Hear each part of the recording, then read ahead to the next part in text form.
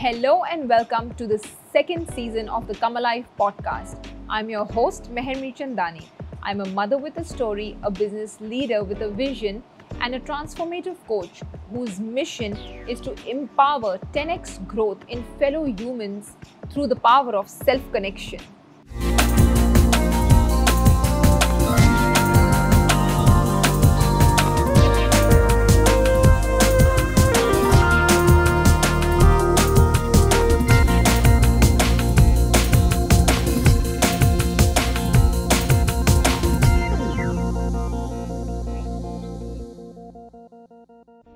This episode is in collaboration with Casa Luso and Light Digital, and I'm here shooting in this beautiful, serene space because it really highlighted the energy of my guest today.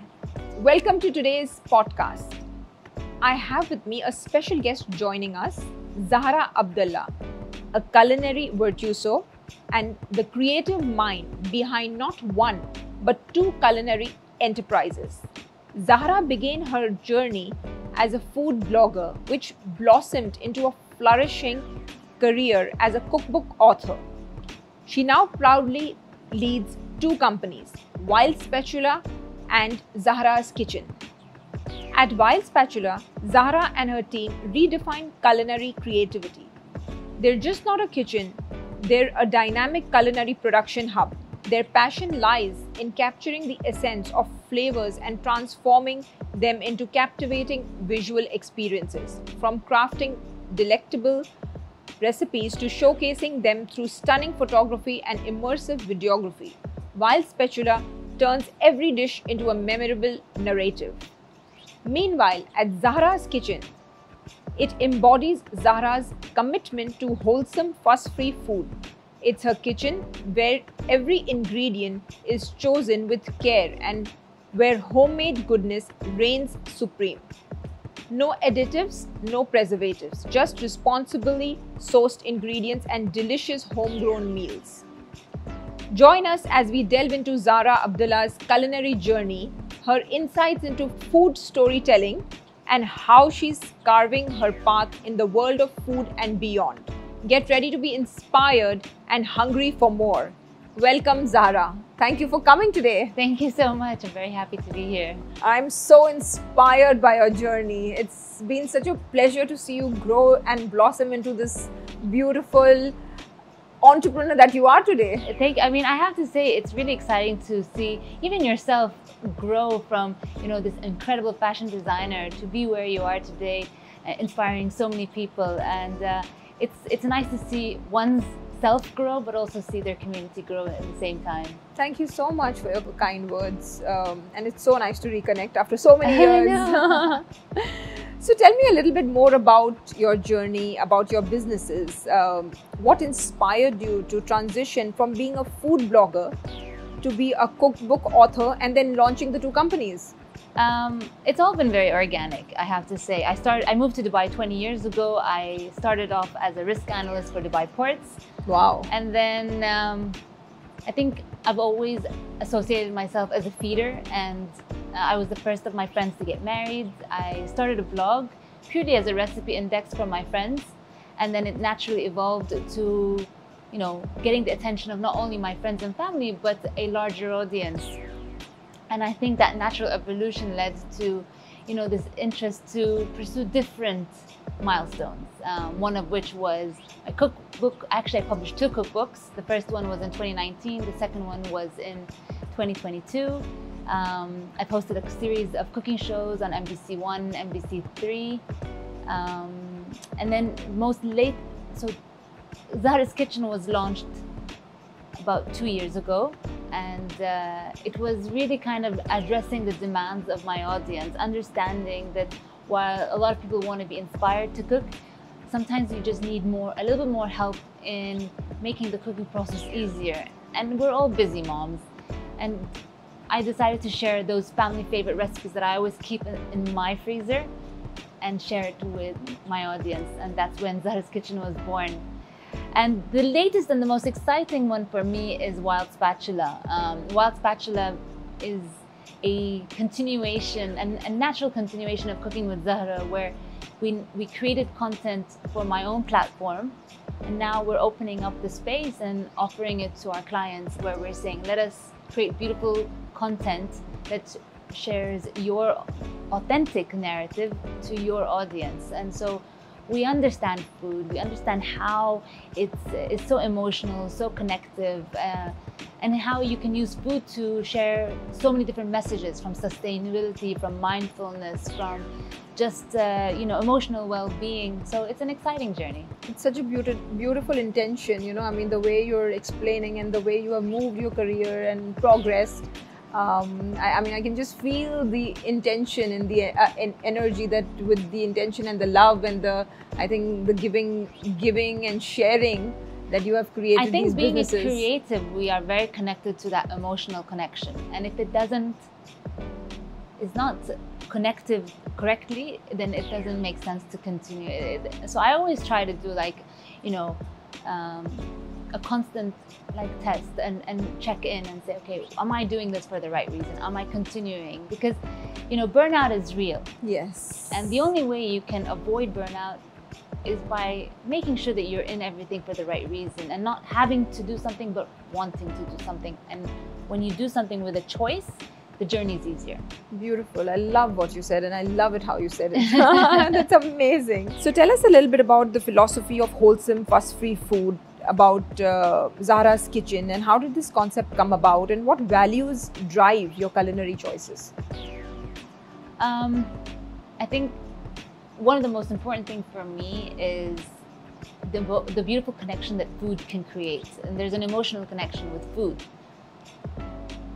Over the years, through different experiences and from travel experiences I've had, there's one thing that's always been consistent. We always think about energy, about how we are connected with the energies of the space we're in, the people we're connected with, but we also get a lot of energy from food. And for me, I wanted something that was nostalgic, was delicious, but also I wanted the energy of the food to also represent the values that are very important to me. I'm a mother of 3 boys. It's really important for me to have them eat well, to know that they're getting real wholesome food, no additives, no preservatives. And the key is serving what I will serve my children. If I will stock it in my freezer, then these are stuff that I'm willing to share with an audience. And those are values that are so important to me. And so, yeah, I'm very proud of what we've achieved so far and how far we've come. And right now we have 12 SKUs, which we sell in over 8 retailers, of which are Spinneys, Waitrose, Talabat, and Gibson's. And our goal is to grow. We want to be in hypermarkets and have a strong regional presence. But everything in due process at the time. No rush. Absolutely, absolutely. So I would want to know first more about when they say no additives, no preservatives, what does it actually mean? And is it possible to then have a long shelf life? Because I think there's a lot of controversy or a lot of conversations around this kind of... So the key is locked in goodness. We freeze our products. A lot of people don't realize how important, how healthy freezing is and how sustainable freezing is. Really? You go to the supermarket and when you get fresh vegetables, for example, there's the assumption that a fresh carrot is better than a frozen carrot. Absolutely, yes. Whereas it's actually the opposite. Oh. Because when a carrot is harvested, for example, it's frozen within a very short window of time. So all the nutrients are retained. Okay. Whereas with a fresh carrot, it could be in a container for maybe a good 6 months. And so can you imagine how much nutrients gets lost in that process? Okay. So there's a bit, unless you know it's fresh farm to table, yeah, that's when you know it's fresh. Really and that's fresh. when locally sourced is always ideal over Yes, globally I have read sourced. So that's one of the key things. And so we freeze our products, and by freezing it, you naturally are able to lock in the goodness. And we have a special way of locking it in, so we get up to 9 to 12 months of shelf life. Oh, fantastic. Yeah. Wonderful. Yeah. Great and to it's know basically the same things that we used to do, or our parents used to do. I mean, I remember as a student, my mom would come and make us food and freeze it, and it would be good for a good 6 months. So Yeah. the only reason it's 6 months at home because they don't have the same vacuum sealing capacity. Just the whole process is not as technical as it would be in a professional facility. Amazing. Yeah, I never thought of it that way. And, with all so much, with everybody talking about, no preservatives, no additives, and there's so much preservatives that we're eating every day. We just get so, I think, shut down by like we don't want to eat all this. In fact, for me, I think I just eat raw vegetables and raw salad and fruits mainly, because I'm so like this thing about all the Instagram posts about all this. But I never thought of it this way. Yeah. And I never took the time to research enough. So, but it's nice to know. It's really interesting how we can always have different perceptions. But what's beautiful about things like podcasts, from what you get is from outside of our living rooms. Yes. Even through social media, is that there's always learning opportunities, and I'm always learning every single day. And Absolutely. Sometimes things I thought was correct yesterday, I'll realize I need to adjust and pivot and shift because there's new information, new knowledge that we can apply So to our true. day-to-day. I agree. What about Vile Spatula? It's known for its culinary creativity and visual storytelling. How would you approaching combining flavors and visuals to create compelling culinary narratives? Why is that so dear to you? When someone watches a video and you look at maybe a 30 to 60-second video, it feels easy. But there's a lot of thought that goes through every single step. There's thought about, what's the message the brand wants to create? And that can be conveyed by the food styling, tableware, the props, your nails, the way the content is created, the way the movements, the music, the ingredients, and how technical or how simple you want a recipe to be, because your target audience, if you're a mom and your target audience is a mom, time is of the essence. You don't want something technical. So you create simple, child-friendly, comforting. It's very mood-based. It's not only about just putting ingredients together. The layers that come before and after to create that final end result is just a journey of its own. And so what we do is we try to understand our clients, we try to understand their brand proposition, who their target market is, what do they want their audience to feel? How do they want them to feel? It's a feeling. Yeah, it's really about the feeling more than anything else. You want them to feel inspired, you want them to feel happy. And so we've been very fortunate to create content for we're only about a year old, not even a year old, but we've had the privilege of working with the likes of Tavola, Spinneys, Koita, UFeed, which is a meal plan aggregator app. So yeah, it's been an incredible journey, and so it's exciting to be able to help narrate other brand stories for them. Beautiful. Love it. So self-love is an important topic for me, which I really work on, and what I've been observing is the relationship you have with yourself determines the quality of every other relationship in life, be it your passion, your intention that you're able to do something you're enjoying on your journey.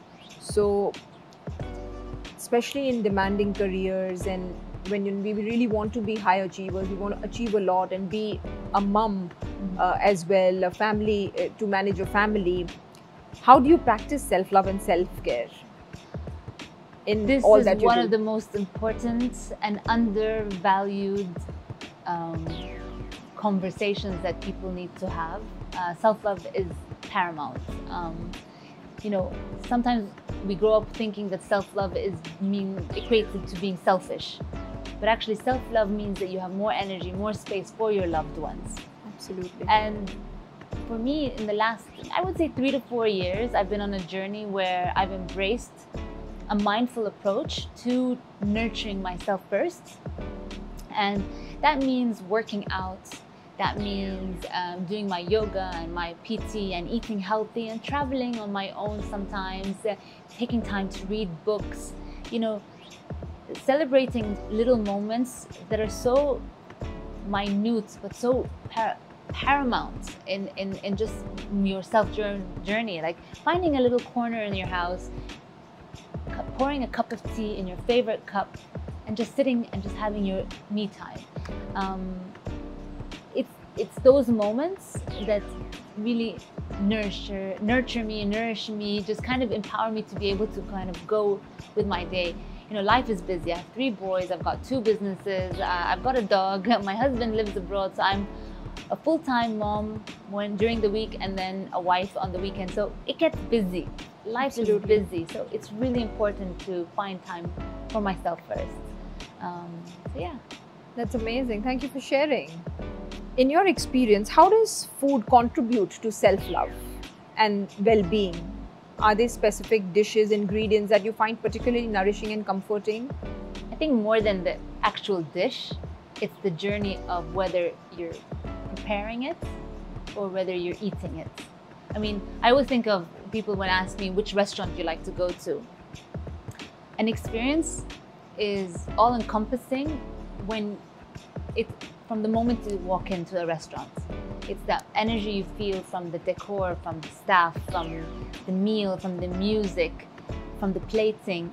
It's that whole journey that's really important. And I apply that same value system, I would say, in food preparation. If I go in with the energy, oh, I have to cook a meal for my kids, I have to do something, my food never turns out good. It doesn't matter what quality ingredients I get.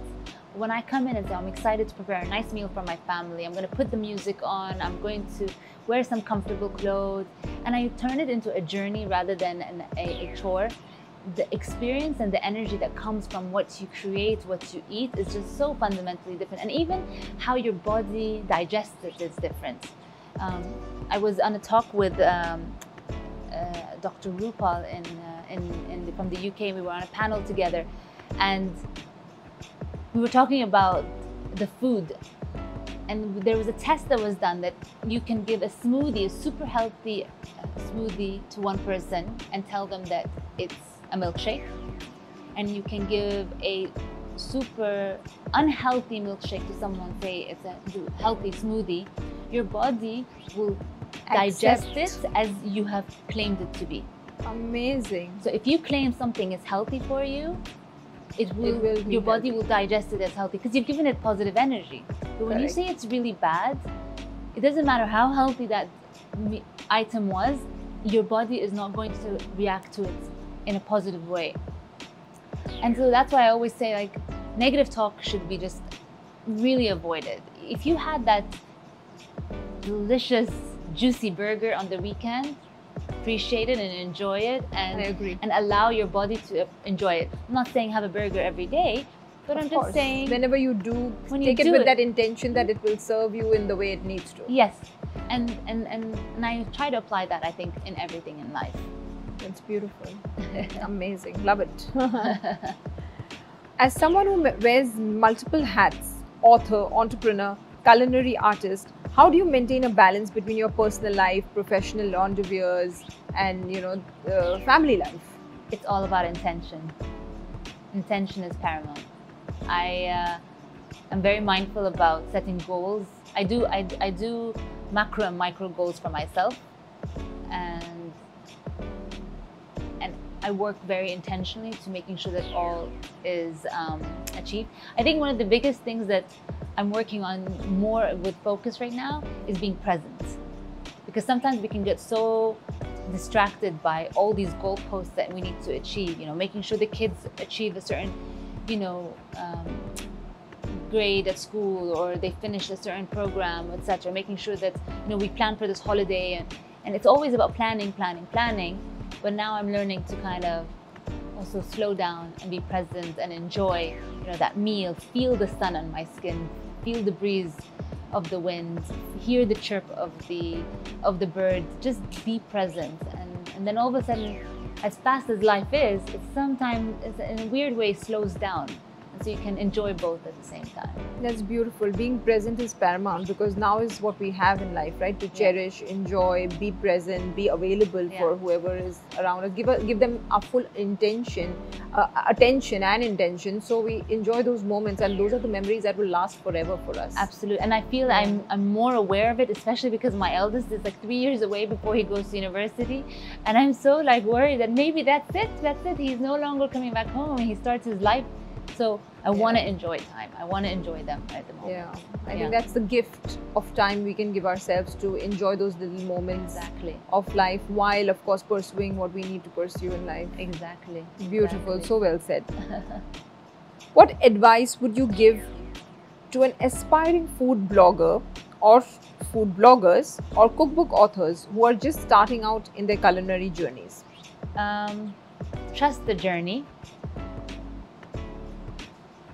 Don't be, avoid being overwhelmed by the negative noise. Sometimes you just have to put it aside, trust your instinct, and just do. And you will make mistakes in the journey, and that's okay, because the mistakes are the best learning opportunities. And be consistent. Don't give up. It will come when it needs to come.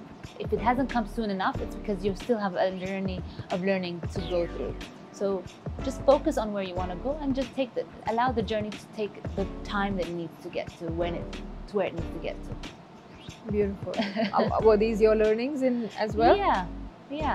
I mean, I remember I wanted to start Zahra's Kitchen in 2010. Actually, I quit my job at the time, and I said I was going to open a concept called Tanjara, which was a home. I wanted to create meals, and I closed it within 2 weeks. But it was never something that I kind of forgot about. It was always something in the back of my mind. And it took maybe a good 10, 11 years when the timing was right. And I set up Zahra's Kitchen under a holding name of Tanjara. Oh, wow. Yeah. Amazing. Well done to you on that as well. Thank you. That's fantastic. Beautiful. Thank you. How well. That's really, really well done and well said. Thank you. So your approach to food emphasizes responsible sourcing and authenticity. How can individuals incorporate these values into their own cooking practices, or even on a smaller scale? I think it just comes down to being authentic to yourself and figuring out what are the values that are important to you, and just making sure that you're mindful about applying them. Not overcomplicating it, I think. Just trust yourself and trust your journey. Avoid the noise about what you have to do. Forget about all the haves to do. Just do what you want to do, and then figure out your journey and the process. I think it's all about surrender, right? Yeah. Recently, I learned a concept, and I have been working on. So my 3 words for this year is surrender, synergy, and save. So when I talk about surrender, it's about actually cutting the noise and doing with your best intention what you are meant to do, so you're able to achieve, but at the same time not be attached with the outcome. Yeah. So, go ahead, lead your life with the most purest of your intentions, with what you really want to achieve, on the path you want to be, but then don't be attached to the outcome, right? Yes. Like you said. Yes. Just, it will come. It will come. What is meant to come will come. If not today, after 10 years. Yeah. But it will come. Yeah. So just enjoy the journey. Absolutely. And learn from the journey, along the way, along the path. It's really interesting that you have 3 words, because actually I also have 3 words, and it's really nice to see that, there's that, I think, connection where we have, my 3 words are focus, flow, and growth. Oh wow, love it. And so know what you want, because a lot of people just don't know what they want. Absolutely. Figure out what you want and go with the flow of it. Yes.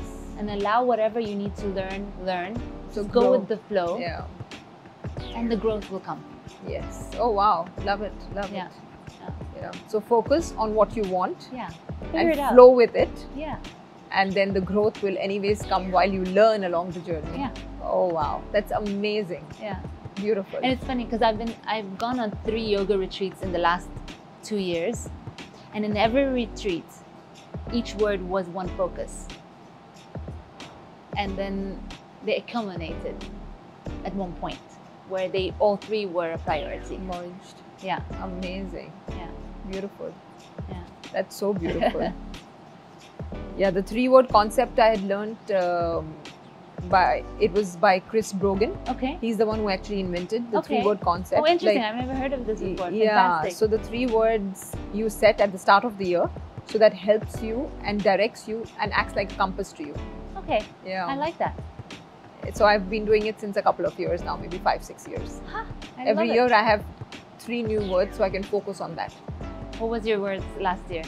Last year was elevate, engage, and evolve. I love it. Yeah. Yeah. And this year is save, surrender, and synergy. It's all about a journey, isn't it? And it's very Absolutely. exciting. It's always exciting to kind of look back and see how far you've grown. From a personal, professional, family, everything. Yes, and it's very important to reflect. Yes. Because if you don't have that time and that presence of mind to reflect, then maybe the growth is slower. So as and when we reflect, even it can be daily, monthly, weekly, quarterly. Yeah. But as long as we reflect, I think we can achieve more. I think that's such an important thing to say, because we live in such a fast-paced world where we're always moving our goalposts. Yes. And sometimes we can feel like we aren't doing enough because our Yes. goalpost keeps going forward. Yes. But by taking that moment to reflect, you can just look back and say, ooh, look at all these things that I've achieved. And you don't need someone to pat you on the back. Just you yourself is more than enough. Absolutely. So yeah, Yes. And I am a big believer, we have to validate ourselves for who we are. We have to pat our backs for who we are, where we are going, how we are doing, because it's all about us. Yeah. It's our journey at the end of the day. It's our evolution. It's about where we want to go, how we want to evolve, how we want to serve, how we want to contribute, and how fulfilled we want to feel at the end of the day. Absolutely. You know, it has nothing to do with anybody else. Yeah, absolutely. And that's been my journey as well. That's amazing. That's amazing. So looking ahead, what are your future aspirations for Wild Spatula, Zahra's Kitchen? How do you envision the coming years and what's next for you? Without a doubt, I want these businesses to grow. But I think it's a question that was asked yesterday and I gave a different answer, and I feel like my answer is evolving. The why is an important question of why we do everything. Yes, absolutely. I love Simon Sinek's why, and everything for me is based on a why, every aspect of my life. But I feel the why should always be consistent. It doesn't change. Correct. Correct. Yes. So I would say my why, I obviously want to grow my business. I want them to thrive. I want them to succeed. I want to take Zahra's Kitchen regionally, and who knows, maybe even globally. But my why is I want to be able to give back. And for me, the discussion around education, especially for women, is so important. Love it. Yes. So what I'd like to see is this evolution or this transition of taking my businesses to a space where we're not only making money, but we're also giving back to our community. And I'd like to go down the education focus. So that's where I'd love to see this. Love it. And it's so important when you empower a female member of a community or a family, you empower the whole community, they say. And that's been my passion, to give back women empowerment and girl child education back in India. I've been focusing on this for many years now because I really believe that as women we are yet to become more financially independent, emotionally independent, because I think the ancestral way of living is not something that serves us now in this time. Of course, it might have served women before, but now I think we have to take charge and lead our own life so we can, I guess, create better communities, better upbringing for our children. So I do believe that this needs to shift, and that's my effort. I feel like we live in a world today where, you know, Earth is sad, the world is hurting, and if we can, through education, find a way to heal, empower, then I love it. I feel like I would have been happy with how I can support. I agree. I agree. Education plays a huge role in creating awareness in fellow humans so we can live a little better and we can make this world and this beautiful earth a little better for everybody. And for me, when I think of education, it's not just about 1+1 or English or reading. Obviously, those are important skills, but also educating one of themselves. Yes. Learning for yourself, growing from within. Yes. Yes, it's about creating the awareness through reflections and learning and reading and all those things. Beautiful. It was such an enlightening conversation. Thank you. Thank you. Thank you for having me. Thank you for sharing so openly. Wishing you all the very best in all the things you do. Thank you. And I can't wait for all your future podcast sessions. I can't wait to hear all of your guests. I know that there's a lot of exciting things coming, so it'll be amazing. Thank you so much for your time. I appreciate it. Thank you for watching this episode of the Come Life podcast. If you've enjoyed the show, please like, subscribe, and share it with whoever needs to hear this. Thank you.